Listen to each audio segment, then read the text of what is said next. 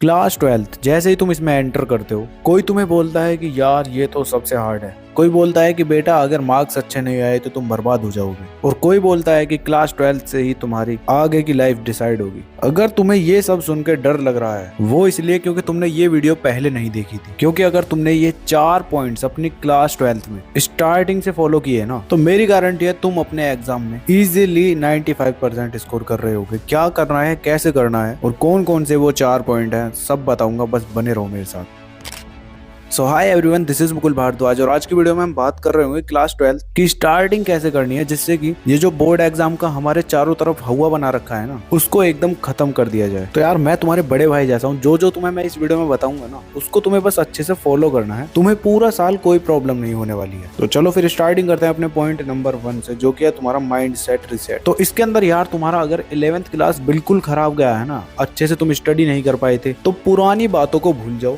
अब से new starting करो। बस एक बात को ध्यान में रख लो, class 12 is not about being a genius, it's about being consistent. समझे कुछ? तुम्हें ना पुरानी बातों को भूलना है और बस अब कंसिस्टेंट रहना है। और अभी से अगर तुम 2 से 3 घंटे की सेल्फ स्टडी करते हो ना डेली, तो गारंटीड तुम अपने एग्जाम को यार फोड़ रहे होगे। लास्ट टाइम पे तुम वो हड़बड़ी नहीं मचाओगे या फिर रट्टा नहीं मारना पड़ेगा तुम्हें। अब तुम्हारे माइंड सेट के लिए ये 3 टिप्स हैं जिनको तुम्हें ध्यान में रखते हुए फॉलो करना है। सबसे पहले देखो, डेली तुम्हें 3 या 2 सब्जेक्ट को ही पढ़ना है बस, क्योंकि सभी सब्जेक्ट को पढ़ोगे तो तुम्हारे माइंड में खिचड़ी पकने लगेगी। ठीक है? और डेली तुम्हें नोट्स बनाने हैं अपने वर्ड में, क्योंकि अब तुम्हारे पास स्टार्टिंग से टाइम है, तो नोट्स तुम्हें खुद ही बनाने हैं अपने वर्ड्स में। लास्ट टाइम पर तुम्हारे लिए ब्रह्मास्त्र साबित हो रहे होंगे। अब थर्ड इंपॉर्टेंट टिप है तुम्हारा सेल्फ बिलीव स्ट्रॉन्ग रखो। ध्यान रखो, तुम्हें किसी से कोई कंपटीशन नहीं करना है। तुम्हारी अपनी रेस है, अपनी पेस है। तुम्हें बस पता होना चाहिए तुम्हें कब तक अपना सिलेबस खत्म करना है, कब से तुम रिवीजन कर रहे होगे और कब कब तुम्हें टेस्ट वगैरह ये सब देना है। तुम्हें बस इस पे फोकस करना है, बजाय इसके कि हाँ मैं तो इससे ज्यादा मार्क्स लेकर आऊंगा, मैं तो उससे ज्यादा ये करूंगा वो करूंगा। समझे? खुद से खुद का कंपटीशन करना है। कल कितना पढ़ा था उससे ज्यादा आज पढ़ूंगा बस। तो पॉइंट नंबर 1 में तुम्हारा इतना ही था। इसके बाद सेकंड पॉइंट है हाउ टू स्टार्ट क्लास 12। तो इसके अंदर तुम्हारे 3 स्टेप्स हैं, जिसमें तुम्हें बस इन तीनों को ही फॉलो करना है। तो देखो, सबसे पहले तुम्हें अपने बेसिक्स को क्लियर करना है। बेसिक क्लियर करने के लिए तुम्हारा एनसीईआरटी इनफ है। तो स्टेप 1 तुम्हारा वही है कि एनसीईआरटी को बेस बनाओ। ठीक है? हर सब्जेक्ट का सिलेबस एनसीईआरटी इंडेक्स से समझो और उनको 3 पार्ट में डिवाइड कर लो।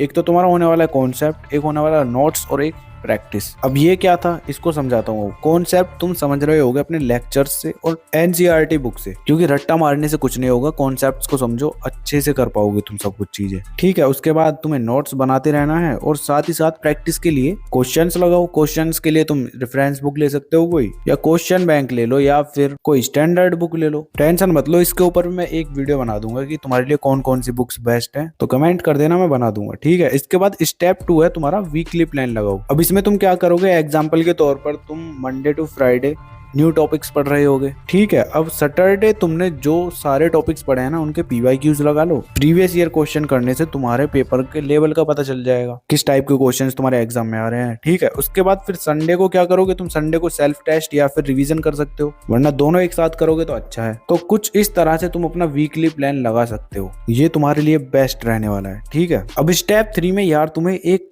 मिस्टेक नोटबुक भी बना लेनी है, जिसमें तुम अपनी गलतियां लिखोगे, जैसे फॉर्मूला, प्रेजेंटेशन और सिली मिस्टेक्स। और साथ ही साथ जो क्वेश्चंस तुमसे नहीं बनते उनको तुम इसके अंदर लिख रहे होगे। बस बात इतनी है कि ये नोटबुक तुम्हारी मिस्टेक्स को इम्प्रूव करा रही होगी। अब आता है तुम्हारा थर्ड पॉइंट, जो कि रियल टेक्निक्स फॉर एग्जाम्स। अब तक तो तुम कॉन्सेप्ट्स को समझ रहे थे, नोट्स बना रहे थे और अपनी मिस्टेक्स को इम्प्रूव कर रहे थे। थर्ड पॉइंट तुम्हारा ये रहने वाला है कि तुम्हें अपने मार्क्स कैसे इंक्रीज करने हैं, उसके ऊपर तुम्हारा ये पॉइंट बनाया गया है। तो यार इसमें भी तुम्हारी 3 ही टेक्निक्स हैं जो तुम्हें फॉलो करनी है। टेक्निक नंबर 1 है द पावर ऑफ राइटिंग। अब राइटिंग ये तुम्हारे एग्जाम के लिए सबसे ज्यादा मैटर करती है, क्योंकि बोर्ड एग्जाम तुम्हारा रिटन होगा, ना कि बोलने वाला। तो जितना भी तुम कुछ नोट्स बनाते हो, क्वेश्चन प्रैक्टिस करते हो, उसको एकदम नीट एंड क्लीन रखना। राइटिंग बस कुछ इस तरह की रख लेना कि सामने वाला तुम्हारे वर्ड्स को समझ सके कि क्या लिखा हुआ है। अब उसके लिए क्या करोगे, तुम डेली क्वेश्चंस की प्रैक्टिस करोगे और उन क्वेश्चंस को एकदम नीट एंड क्लीन लिखोगे। चाहे तुम्हारी फिजिक्स हो, केमिस्ट्री हो, हिस्ट्री, जियोग्राफी, इकोनॉमिक्स या फिर तुम्हारा पॉलिटिकल साइंस, जो भी तुम्हारे पास स्ट्रीम है ना, उसके तुम क्वेश्चंस की प्रैक्टिस और रिवीजन लिख लिख के ही करोगे। उससे तुम्हारी राइटिंग भी इंप्रूव होगी और लिखने की स्पीड भी बढ़ेगी। बोर्ड एग्जाम में तुम्हारे पास टाइम ही टाइम रहेगा लिखने का भी। ठीक है? समझ आ गया ना क्या करना है? पहली टेक्निक में तुम अपनी राइटिंग को इम्प्रूव करोगे। इसके बाद टेक्निक नंबर 2 है तुम्हारा PYQ is equal to cheat code. इसके अंदर क्या करना है तुम्हें, लास्ट 5 ईयर्स के बोर्ड एग्जाम के पेपर उठा लो या फिर कोई PYQ बुक ले लो और उसमें चेक करो कि बार बार किस टॉपिक से क्वेश्चंस रिपीट हो रहे हैं। जिस टॉपिक से तुम्हारे क्वेश्चंस रिपीट हो रहे हैं वो टॉपिक्स तुम्हारे लिए इंपॉर्टेंट है। बोर्ड एग्जाम में इस बार भी चांसेस है कि हाँ पेपर इन्हीं से आ सकता है और उससे तुम्हें पेपर का पैटर्न भी समझ आ जाएगा। अब तुम ही सोचो, अगर तुम्हें टीचर बना दिया जाए, क्या तुम बार बार नए नए क्वेश्चंस दोगे बच्चों को करने के लिए? कहाँ से नए नए क्वेश्चंस बना के लाओगे ये बताओ। अब तुम्हारा माइंडसेट क्या होगा कि तुम वही जो लास्ट ईयर क्वेश्चंस दिए थे ना उन्हीं को दे दोगे, बस थोड़ी बहुत लैंग्वेज चेंज कर दोगे। इससे तुम्हारा टाइम भी सेव होगा और बच्चों का भी थोड़ा बहुत पेपर सही चला जाएगा। तो यही सेम तरीका तुम्हारा बोर्ड एग्जाम में भी यूज होता है। क्वेश्चंस की लैंग्वेज बस थोड़ी बहुत चेंज कर दी जाती है, बाकी सब वही सेम क्वेश्चन होते हैं जो तुम्हारे पास्ट ईयर्स में आए होते हैं। ठीक है, तो ये 2 टेक्निक तुम्हारी हो चुकी हैं। अब थर्ड टेक्निक है तुम्हारी paper presentation is equal to bonus marks. देखो, तुम्हें स्टार्टिंग से ही अपनी हेडिंग्स, डायग्राम्स, बुलेट पॉइंट्स और कीवर्ड्स अंडरलाइन करने की प्रैक्टिस कर लेनी है। तुम्हें बस ऐसा दिखाना है कि हाँ तुम एक टॉपर हो। जो तुम्हारी पेपर प्रेजेंटेशन रहेगी ना वो एक टॉपर की तरह दिखनी चाहिए। अब अगर तुम चाहते हो कि एक टॉपर की कॉपी कैसी दिखती है तो उसके लिए भी मैं एक वीडियो बना दूंगा, कमेंट कर देना, तुम्हें मिल जाएगी। ठीक है, कॉपी चेक करने वाले टीचर को घंटा फर्क नहीं पड़ता, तुम्हारी कॉपी बस ऐसी होनी चाहिए जैसे टॉपर ने लिख रखी हो। अब चाहे तुम अपनी क्लास के टॉपर हो या नहीं हो, तुम्हें मार्क्स इजीली मिल जाएंगे। ठीक है, तुम्हारे 3 पॉइंट्स कंप्लीट हो चुके हैं। अब 4th पॉइंट में यार तुम पूरे अपने कंप्लीट डे का टाइम टेबल और शेड्यूल बनाओगे। तुम अपने हिसाब से बना सकते हो, जो तुम्हारा टाइम फ्री होता है, किस टाइम पे तुम्हें सेल्फ स्टडी करनी है, किस टाइम पे ट्यूशन जाना है, किस टाइम पे तुम स्कूल जाते हो। और अगर तुम्हें समझ नहीं आ रहा तो मैंने ये वाली वीडियो अपलोड की है, इसके अंदर मैंने टाइम टेबल अच्छे से बताया है, इसको जाके देख लेना, तुम्हारा 4th पॉइंट कंप्लीट हो जाएगा। तो आज ही से स्टार्ट कर दो, रट्टा नहीं मारना है, कॉन्सेप्ट को समझना है, स्मार्ट वर्क करो, शो ऑफ नहीं, समझे। और ट्राई करना कि टीचर्स के पढ़ाने से पहले ही तुम उन टॉपिक्स को पढ़ के चले जाओ। जैसे स्कूल में कल तुम्हारा टीचर कोई टॉपिक पढ़ाने वाला है ना, तो उसको तुम आज ही पढ़ के चले जाओ यूट्यूब से, तब तुम्हें चीजें और अच्छे से समझ आएंगी। ये टेक्निक उन बच्चों के लिए थी जो अभी तक वीडियो पर बने हुए थे।